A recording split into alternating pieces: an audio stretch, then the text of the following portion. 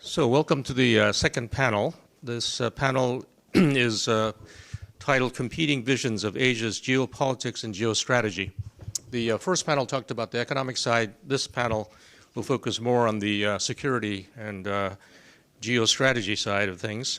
I guess we're starting about 8 minutes late, right? So we get another eight minutes. So we're ending, we have, 55 minutes, right? So you'll let me know about 10 or 15 minutes before the time is up so that, yeah, okay. So we can turn to questions from the floor. So we have very limited time, so I'm not going to introduce the panelists whose bios are in the program. The idea was to bring together people from several countries, in this case Japan, China, and the United States, and we were actually hoping we could get some participants from Australia or India, or both, but unfortunately we were not successful in doing so. But the idea is to have each of them talk about competing visions of Asia from the standpoint of both their own country's government's perspective as well as their own perspective. I think we can all agree that over the last 3 years there's been some significant changes in at least American policies towards Asia. I think Danny Russel in his opening remarks talked about some of the continuities, but I can think of at least three major changes that we've seen.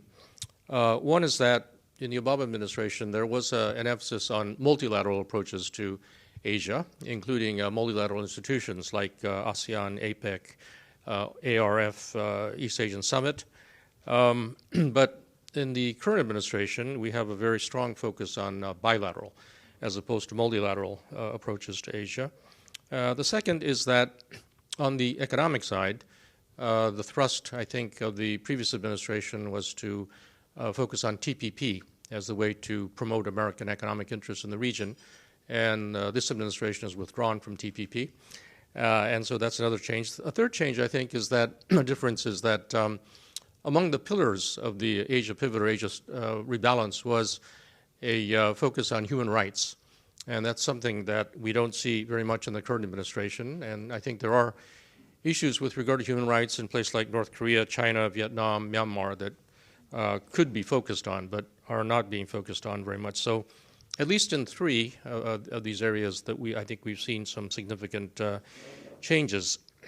So today, what I like each of the panelists, first Hitoshi Tanaka, then Ronald Chan, and then finally Danny Russel, is to give us either their own assessment or how their government sees this issue of the competing visions of the future of Asia. And I like each panelist to talk for just 5 minutes, and then after that, I'd like to ask some questions and have a discussion among us for about 25 minutes, and then leave the last 10 to 15 minutes for questions from the floor. So, Hitoshi, please. Thanks very much. Thank you. I think my view is for sure not a government view. Okay. I tend to offer an alternative view to the government view. So you may think that my view is very, very personal. When you talk about vision into the future of Asia, you are bound to have certain assumptions. And the assumption is somewhat related to, Glen, what you said, meaning that all those American tendencies today are leading to the decline of U.S. leadership in this region, internationally as well. So we would have to assume. Some may say that the Trump is a unique figure, but I don't think so. The Trump represents a deep division in the United States. Therefore, this tendency of America first, bilateral, the unilateral, departure from multilateral, regional thing, that will continue. Therefore, we would have to assume that U.S. leadership will be further decline. That's one assumption. The other assumption is that China continues to rise. They may face up with certain problems, but yet, generally speaking, their growth speed is much faster than us or than the United States. Therefore, two assumptions: China continue to rise, America continue to decline. America continues to be the only superpower, but yet leadership will decline. If you look back, if you consider the past 150 years, the sort of safety, the stability of the region was very much dependent upon the space created by the trilateral relationship, the United States, China, and Japan. The US came to Japan in 1853, opening up Japan. Japan rose very quickly. In 40 years' time, Japan defeated China and then Russia. And again, this sort of historical events in the region are taking place, 40 years interval. Japan was defeated by the United States, and thanks to the American help, we rose again. But as of 2010, China was rising, and this is a more or less necessary consequences that rising power would have to compete with the existing power. This case, clearly, United States and China. And the agenda we have today is how to avoid the real confrontation between the United States and China. Given the past history, it is more or less inevitable. Therefore, the country like Japan would have to consider how best we can have a much stable region. And for that, I have a strong feeling that Japan must pursue a kind of dual engagement policy.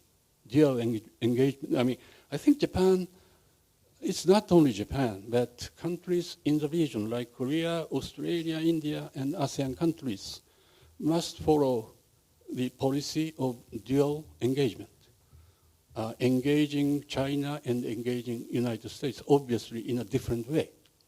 In relation to China, there is a need for us to engage China in a kind of functional base, meaning that trade, environment, the energy, the cyber, all sorts of functional issues are there.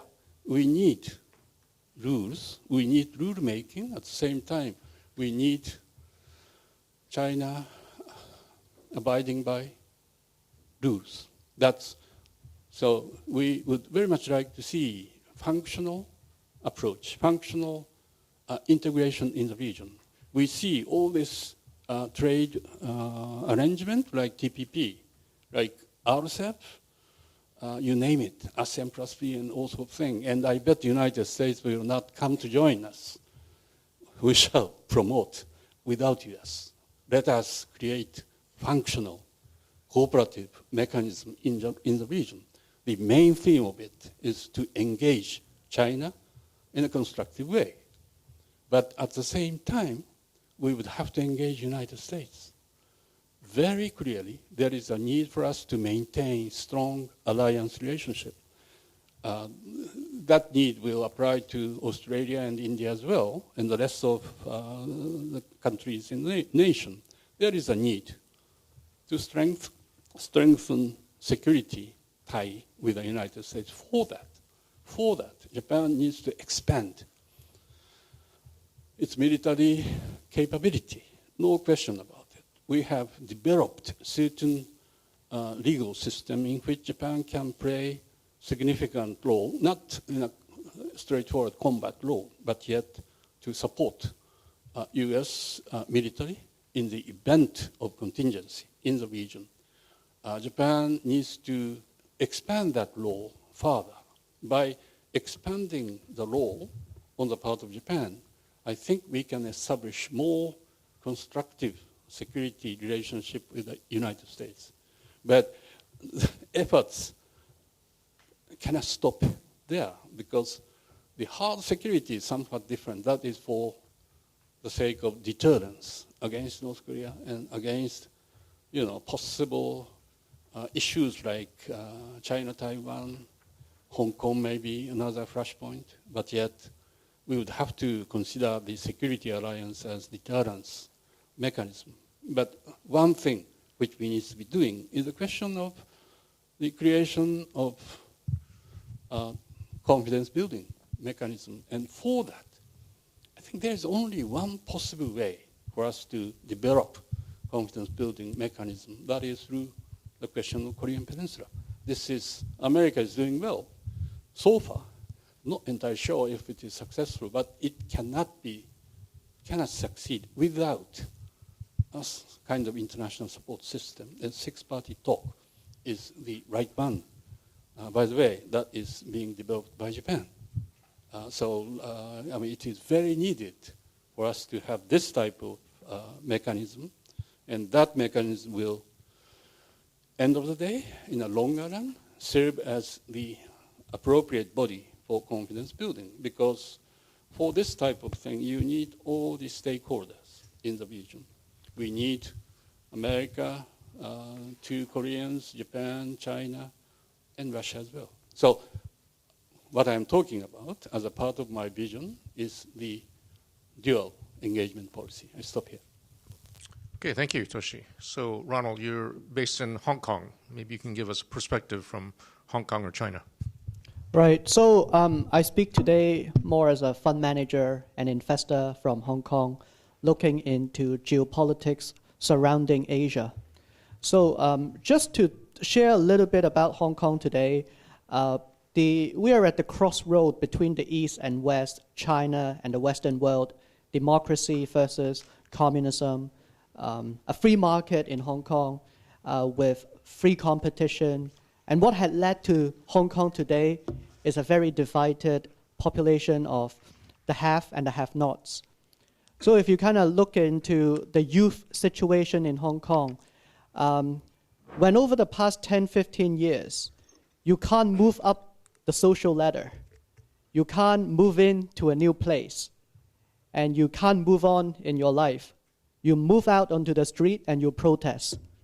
That's what the youth is doing nowadays in Hong Kong.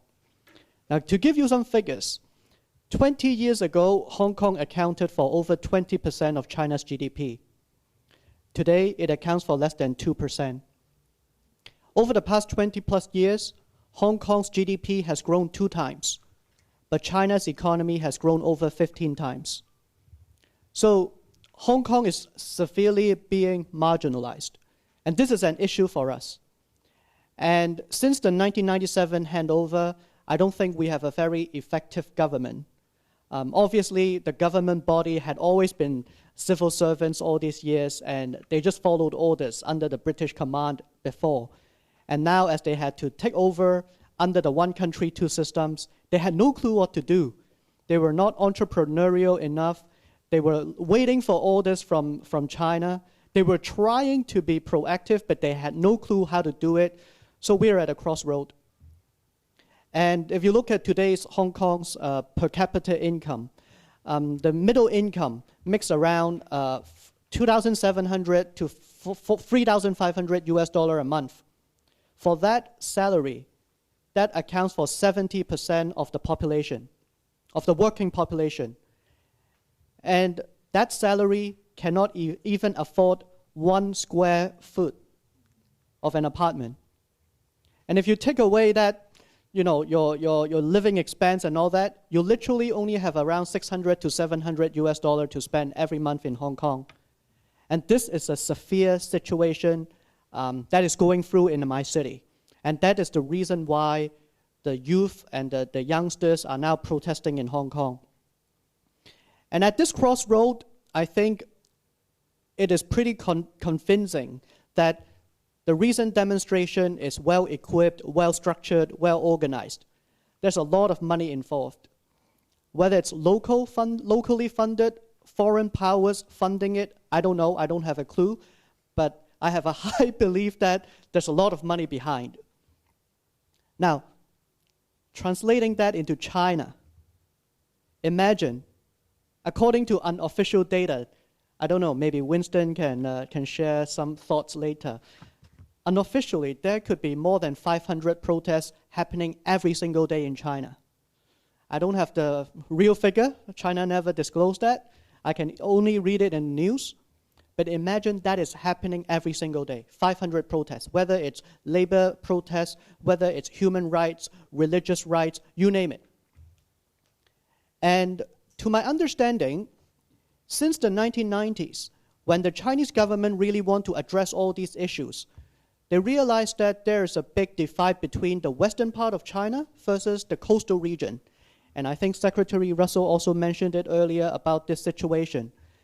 And in 1999, when China really wanted to stimulate the western part of China, which includes about 6 provinces and a few autonomous cities, including Xinjiang and Tibet, they have spent hundreds and hundreds of billions trying to create infrastructure, opportunities, and all that. And after 10 to 15 years, nothing's working.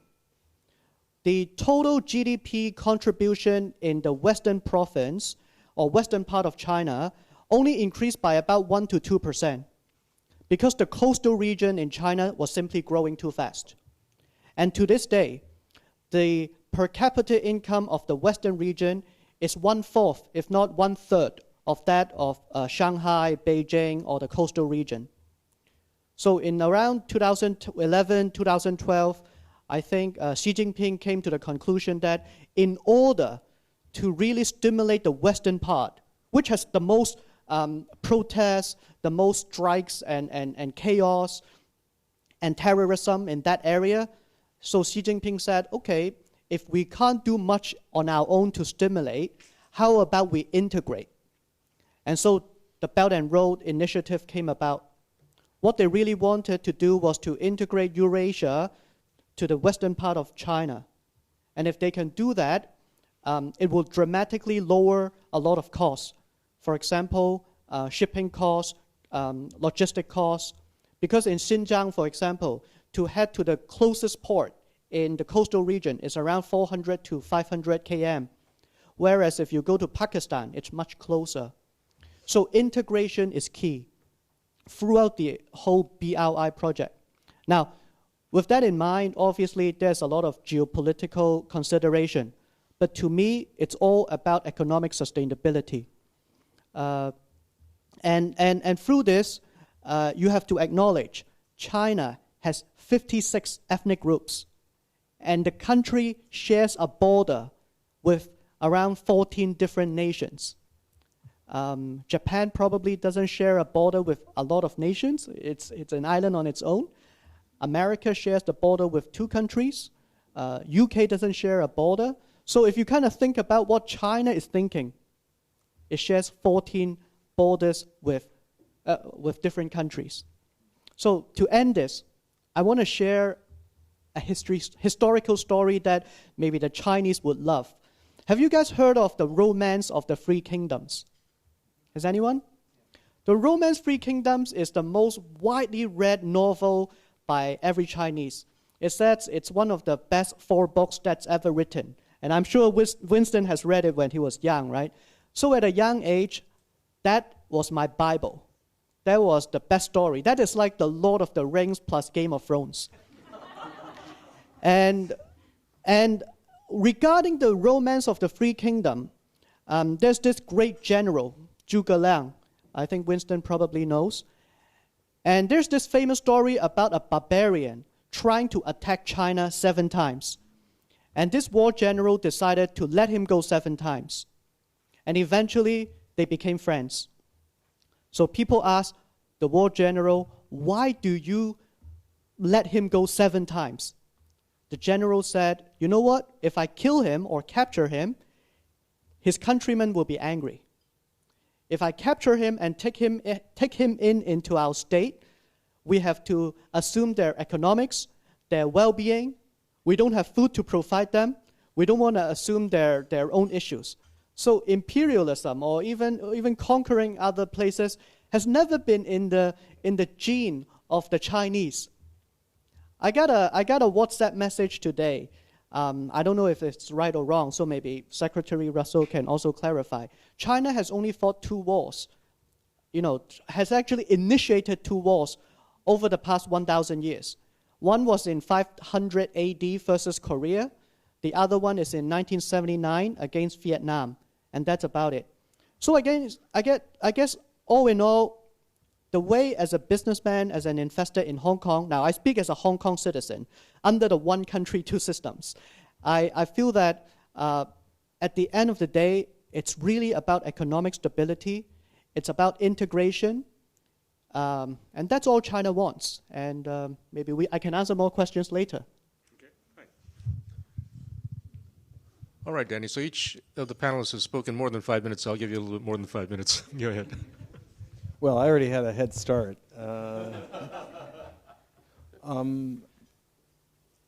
You're correct, Glenn, in pointing out that Trump is not unique. He didn't come out of nowhere. There are some drivers behind the Trump experience that are familiar in American history. The U.S. has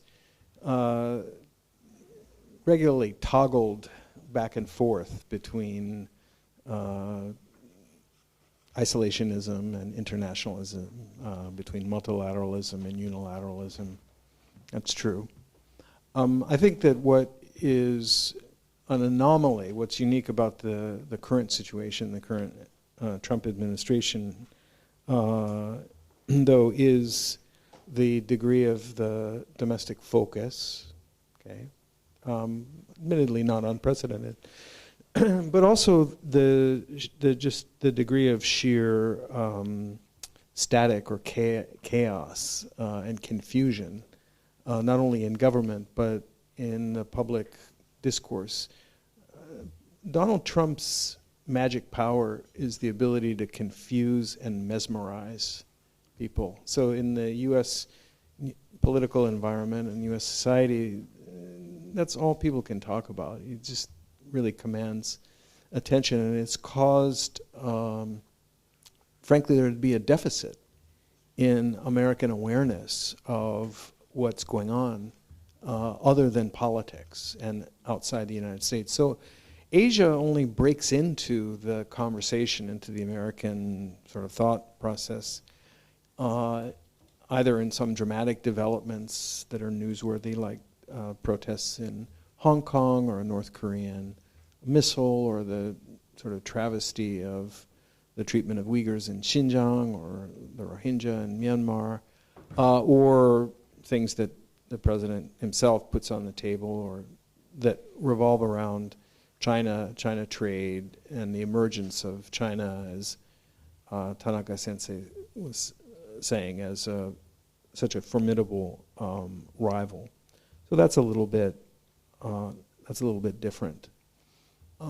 In the irony of the relative American decline in absolute power, and in relative power on a number of scales, is that the United States set out to reduce its share of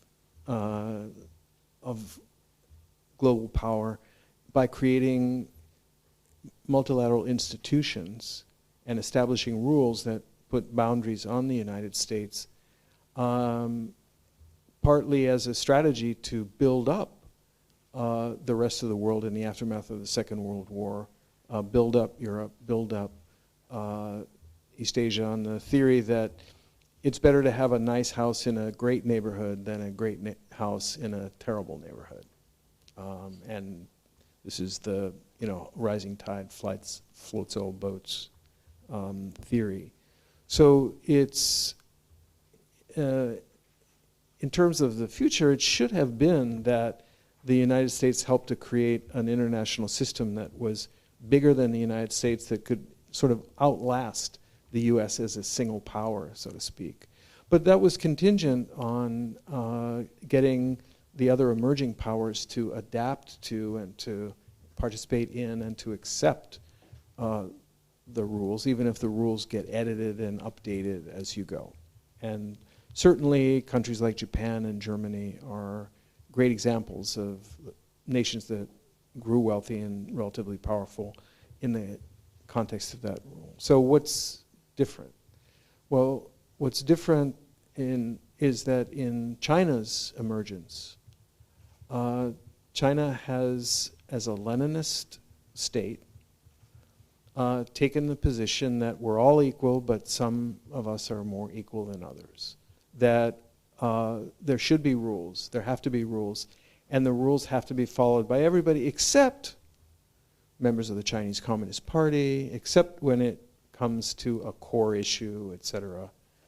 And so I think that what we're looking at is really a very fundamental divide between a unitary system, a universal system of consistent rules and norms that apply to everybody, or a more regional system, more of a sphere of influence, even if that sphere is expanding rapidly beyond simply the region of Asia.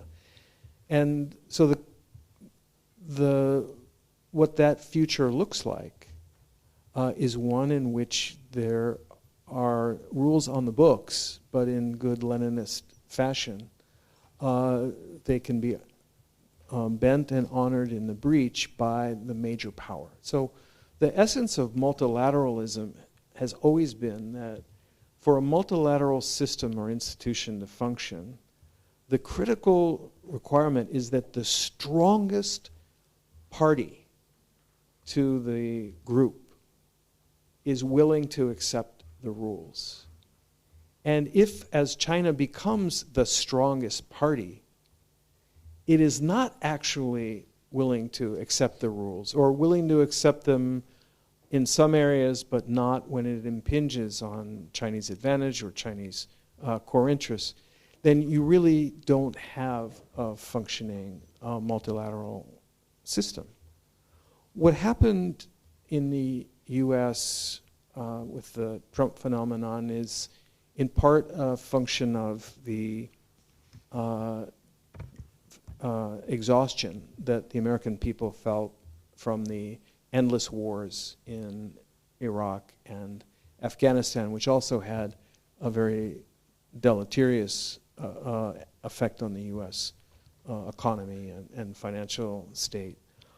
But you also had at the same time a growing sense of a fundamental unfairness in the way that China had flourished in the system, protected by the rules, but exploiting them, gaming the system, taking advantage, being a developed nation, at least on the coastlines, but hiding behind developing nation status to claim all sorts of credits and protections and so on.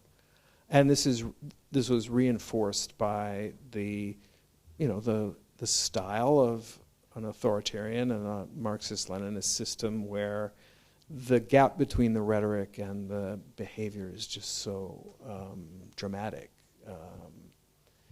So as China was seen by Americans increasingly as a peer power and as a real competitor, and as Americans began to get agitated, not in the abstract notion that another country is going to become number one, but in part by the picture painted of China as a cheat, as an unfair system, and as a dangerous competitor, and that stems from the Trump administration's national security strategy sort of definition of China, or lumping of China and Russia.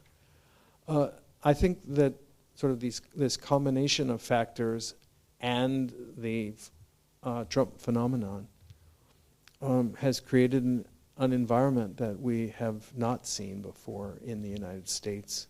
And I think that the after effects of the Trump experience, although without a doubt American institutions and American citizens will learn from this experience, namely that we do actually need cooperation, we do need institutions. But the recovery process is clearly going to be extremely difficult. So it sounds to me like, Danny, what you're saying is that this really is an aberration, and that eventually we're going to go back to some kind of a normal situation. The kind of the vision of Asia that you portrayed before, really, I thought was pre-Trump, actually, about universal values, for instance.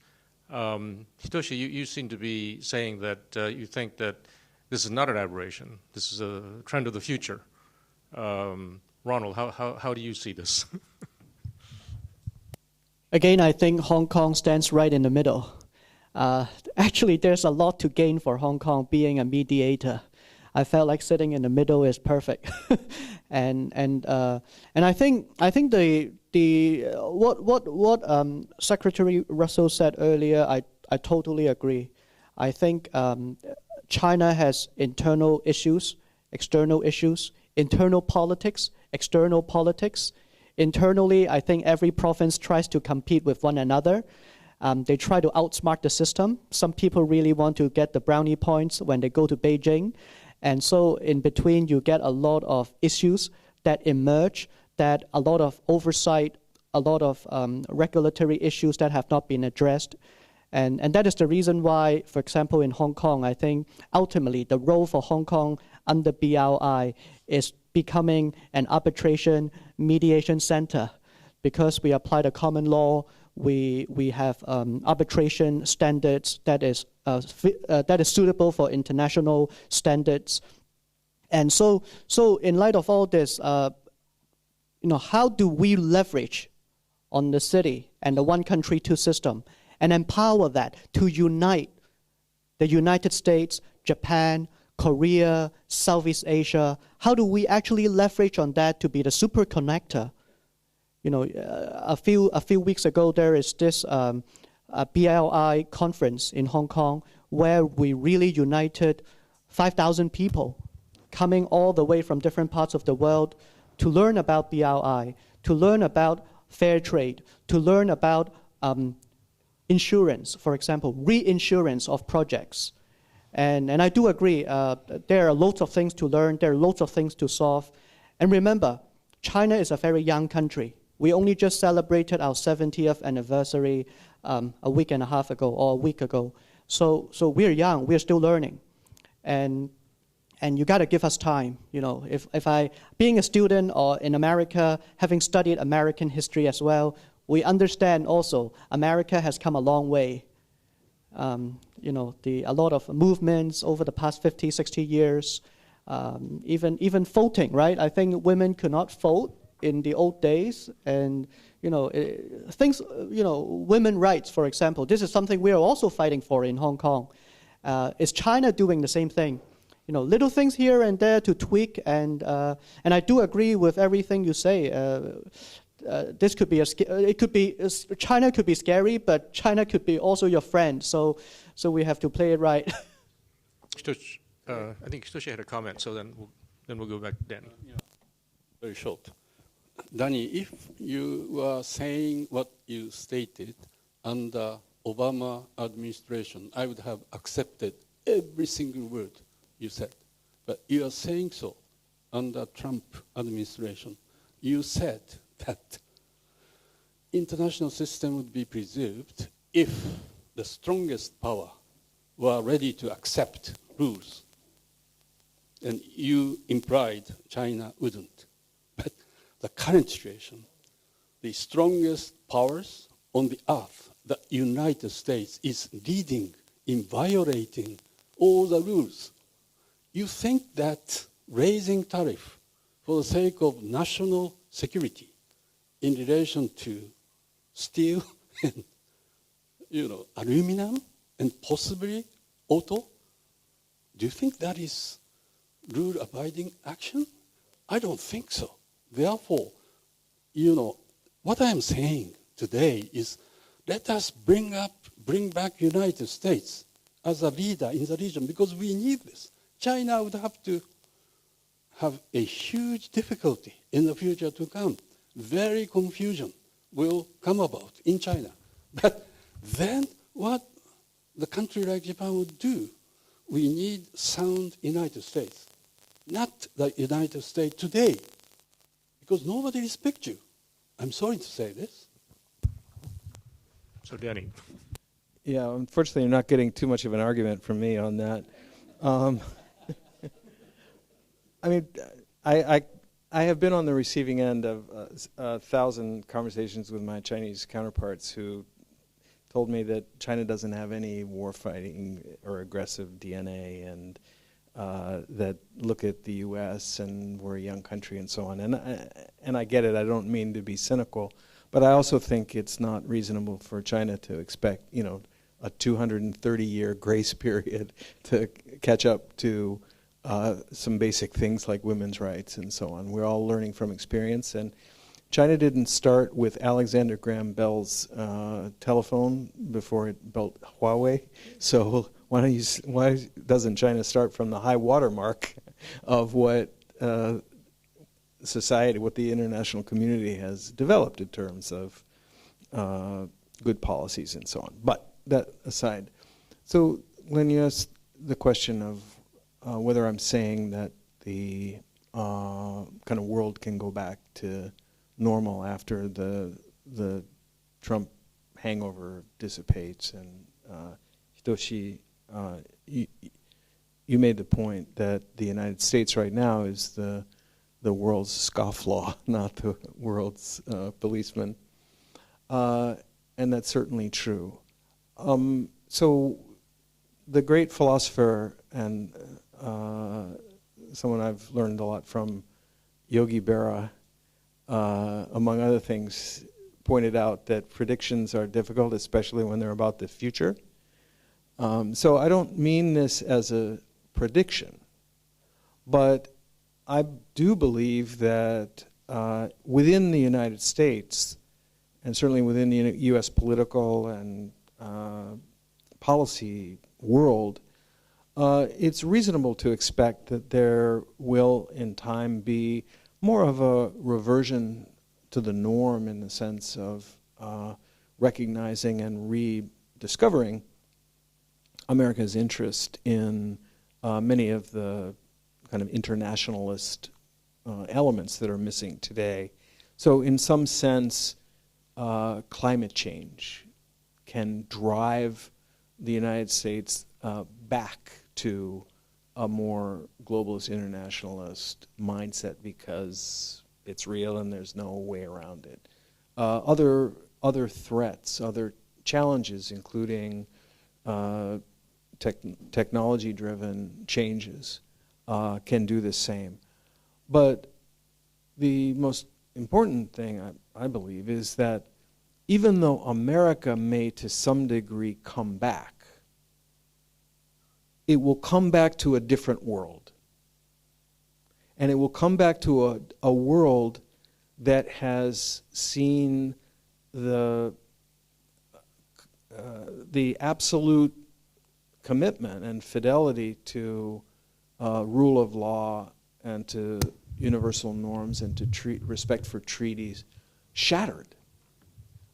So not only will the United States not enjoy the kind of presumption of good intentions and trust that marked the post-war period to date, it will come back to a world that frankly is much more dog-eat-dog.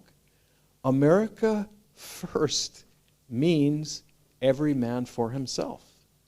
And we shouldn't be surprised, we can't be surprised that other countries are embracing that.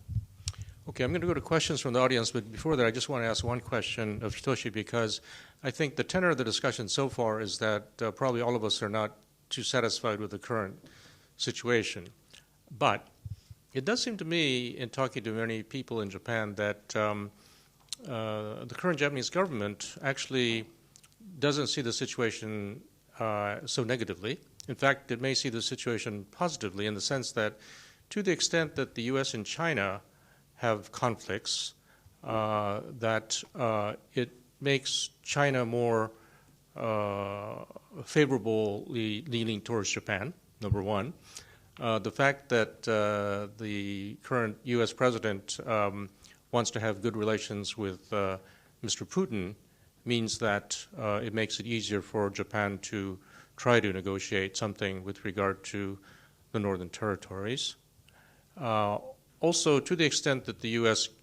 President says that he's dissatisfied with the U.S.-Japan Security Treaty because it's unequal and unfair, it provides perhaps an opportunity for those in Japan who want to increase the military, revise the Constitution, and so forth. It creates an environment where that is easier to do. So it does seem that there are some people in Japan who actually think the current situation is actually pretty good. Would you agree? Just to play devil's advocate. I said my view, I'm not representative view of the government. So, I mean, there are views, different views in the United States and in Japan as well. So I see if the current relationship with the United States, the Prime Minister is doing well. I mean, he is trying to get substance by creating a very nice pose vis-a-vis Trump.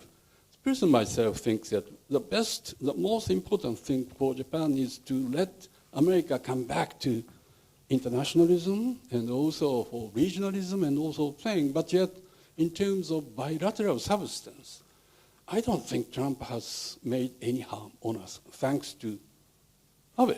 So I have no intention to make complaint about Abe's behavior.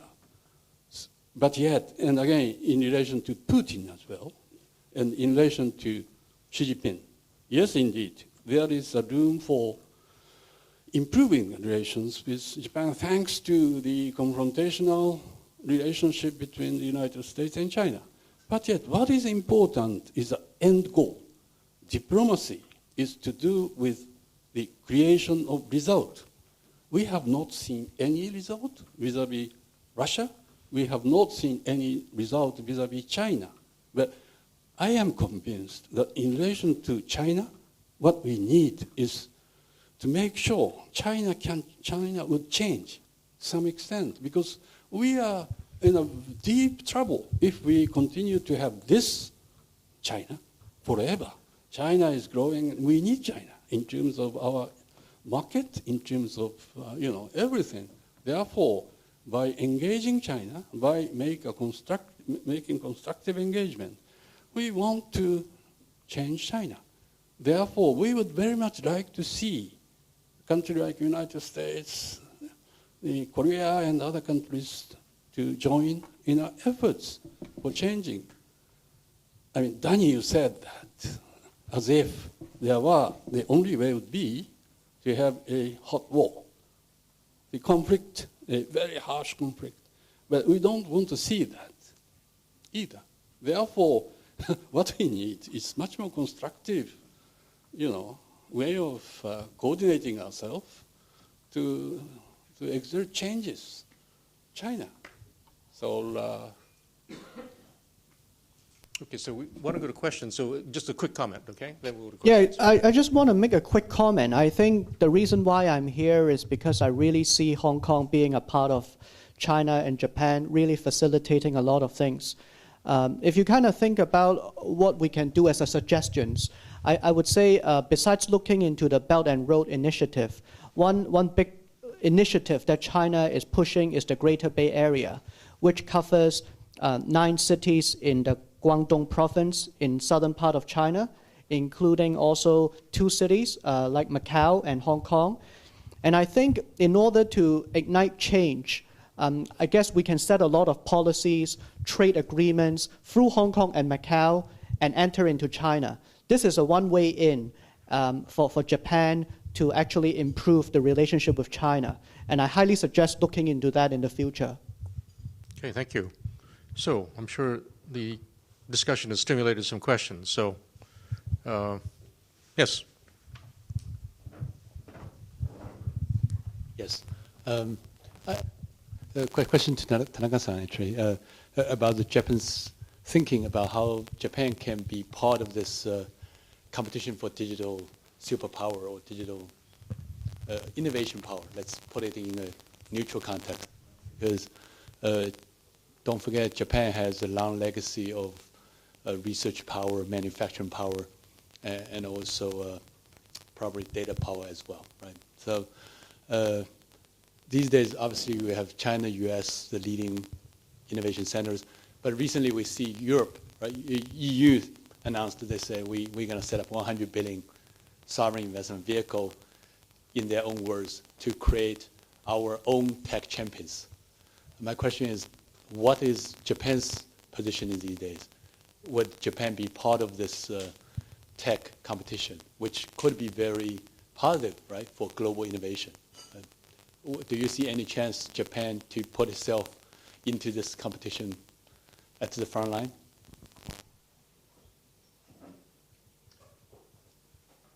Under the current sort of system in Japan, it may be very, very difficult to go for innovation and to get the technological superpower state. China, run by the communist, and it is a state capitalism, as Robert stated. America, run by the private, but yet there are lots of spin-off from the military sector. No question about it. Therefore, we running a very normal system. This is not state capitalism. We do not have a large military industries as well. Therefore, we need to develop genuine innovation, and it's getting more and more difficult. Japan can possibly do it with collaboration with various countries in the region as well. To that aspect, I think China, Japan, innovation consultation may be one way. Other questions? Yes, there. Yuka Ando, thank you very much for thought-provoking presentations. I am currently based in New Delhi, India, and on my short home visit now. And so my question goes to Tanaka-san.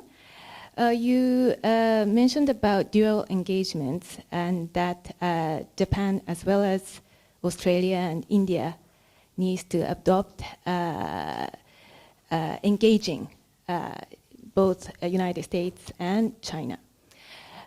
So I am just in India for 2 months, but I've been sort of feeling a lot of energies and such a robust economy in India. And on the other hand, my first visit to China was in 1986. And since then, I've been visiting China from time to time, not in the last 6-7 years, but anyhow. So I am feeling a huge obviously, I see a great rise coming in India. And although I've only been there for 2 months, I've been hearing a lot of people saying that because of China and US sort of trade disputes, huge investments, including like shifts of factories, US factories from China are going to be going to shift to India. Of course, I'm hearing this from Indians, so I don't know how realistic this is, but so my question is, do you see India becoming the third pillar? So in 5-10 years, maybe not dual, but trilateral engagement, or anyhow, do you see India's potential? How much of potential do you see for India? This is my question.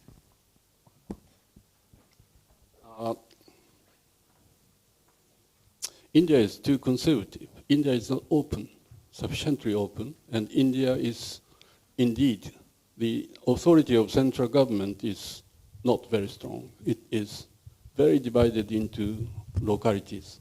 And it would be, at this juncture, you talk about the specific provinces, states to grow. And there is a huge difference, huge disparity, like the coastal region inland as well. The same thing in India. Therefore, it will have some time for India to be a full-fledged actor in the international politics.